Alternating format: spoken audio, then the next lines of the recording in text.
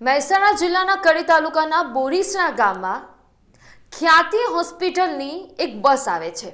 એ બસ રવિવારના દિવસે આવે છે। એ બસમાં બોરીસના ગામના 19 જેટલા લોકોને લઈ જાય છે, પણ એ લોકો એવા હોય છે કે જેમની પાસે આયુષ્યમાન કાર્ડ હોય। એ લોકોને નખમાં પણ દુઃખ હોતું નથી, પરંતુ એ જે ટીમ આવી હતી ખ્યાતિની, એ ટીમ એવું કહે છે કે તમારે અત્યારે સ્ટેન્ટ મુકાવવું જરૂરી છે, નહીતર તમને ભવિષ્યમાં તમારા શરીર સાથે કંઈ ચેડા થઈ શકે છે, તમે મરી શકો છો, તમને કોઈક મોટું દુઃખ આવી શકે છે। એમ અચાનક જ ખ્યાતિની ટીમને દયા આવે છે બોરીસના ગામમાં જે ભોળા લોકો રહે છે એમના પર। એ બધા જ લોકોને લઈ જાય છે ખ્યાતિ હોસ્પિટલમાં કે જે અમદાવાદમાં આવેલી છે। ત્યાં લઈ જાય છે, લોકોને ક્યાંય દુઃખ નથી, પરંતુ છાતી ચીરીને એન્જિયોગ્રાફી કરે છે, એન્જિયોપ્લાસ્ટી કરીને લોકોના હૃદયની અંદર સ્ટેન્ટ મૂકે છે, અને પછી થોડાક દિવસો પછી 19 લોકોમાંથી 2 લોકોના મોત થાય છે, અને પછી છતું પડે છે આખું કૌભાંડ કે જ્યાં ખ્યાતિના દરેક ડોક્ટરને ખાલી લાય છે પૈસા કમાવાની। ભલે લોકો મરતા હોય, ભલે લોકો જે મર્યા છે એમના પરિવારજનો રોકકડ કરતા હોય, એ વ્યક્તિઓ પાછા નથી આવવાના, પરંતુ ખ્યાતિ કાંડમાં જેટલા પણ ડોક્ટર છે એમની તિજોરીઓમાં પૈસા ગયા છે, એ ડોક્ટરને ખાલી પૈસાઓથી મતલબ હતો।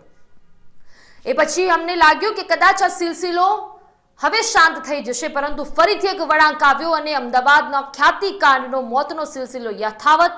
બોરીસના ગામના કાંતિભાઈ પટેલ કે જે 71 વર્ષની વય મર્યાદા ધરાવતા હતા, તેમનું આજે મોત થયું છે।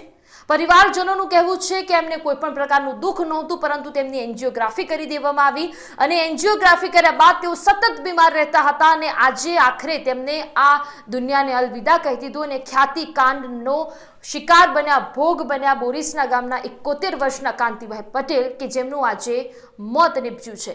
મારું નામ કમલેશભાઈ છે। જે મૃત્યુ પામે છે તમારું શું છે? મારા પપ્પા થાય। શું બની હતી ઘટના? આમાં જે 2.5 મહિના પહેલાં ખ્યાતિનો કેમ્પ હતો, એ ગામમાં કેમ્પ કરવા આવ્યા ને એ વખતે દાદાના કેમ્પમાં જ્યાં ત્યાં સારવાર માટે ટીચરની ને છાતીમાં દુખાવો રહેતો હતો, પેલા પેટમાં, એ માટે ગયા હતા। એમ દાદા બીજા દિવસે એમને બોલાયા કે તમારે હોસ્પિટલ આવવું પડશે।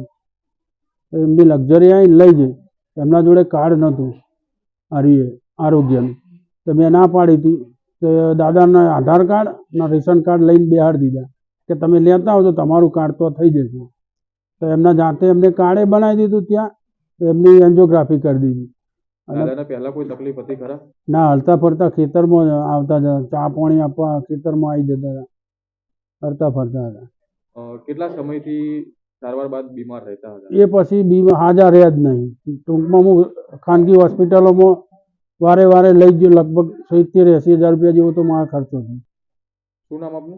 અરુણ પટેલ। જે મૃત્યુ પામેલ છે તમારું શું છે? મારા મોટા બાપા થાય। અને શું બની હતી ઘટના? આજથી 2.5 મહિના પહેલાં ખ્યાતિ હોસ્પિટલ દ્વારા કેમ્પ થયો હતો અમારા ગામમાં। તો એમાં 85 જણાની ચેકઅપ થયું હતું, એમાંથી 19 જણને એ લોકોએ ત્યાં હોસ્પિટલમાં બોલાવ્યા। તો બધાને ત્યાં આગળ બીજા દિવસે લક્ઝરી આવી, એ ખ્યાતિ હોસ્પિટલવાળાની બીજા દિવસે લક્ઝરી આવ્યા પછી 19 જણા અંદર ગયા, ત્યાં આગળ બધાનું ચેકઅપ કર્યું, ત્યાં આગળ બધા લોકોને 19 જણાને એન્જિયોગ્રાફી કરી નાખી। એમાં મારા મોટા બાપા હતા, મારા મોટા ભાઈ હતા, બરાબર, બંને હતા, અને એમાંથી 2 લોકોનું મૃત્યુ પામ્યા હતા।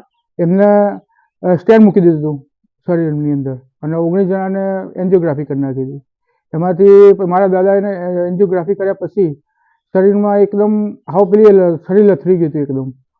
દાદાને પહેલા કોઈ તકલીફ હતી? કશું જ તકલીફ નથી, અને હાલીને જતા હતા ઠેક રોડ સુધી, ખેતરમાં બી હાલીને જાય બધી રીતનું। એન્જિયોગ્રાફી કેટલા ટાઈમ પછી પણ આપ સારવાર નથી મળી? એન્જિયોગ્રાફી 2.5 મહિના એવું થઈ ગયું હતું, તો એ નથી સારવાર મળી, અને લગભગ અમે 2 થી 3 વખત હોસ્પિટલ ભાગ્યદેવ હોસ્પિટલમાં લઈ ગયા, તો એ 2-3 દિવસ રાખતા હતા, તો એમની સારવાર તબિયત નથી સારી રહેતી।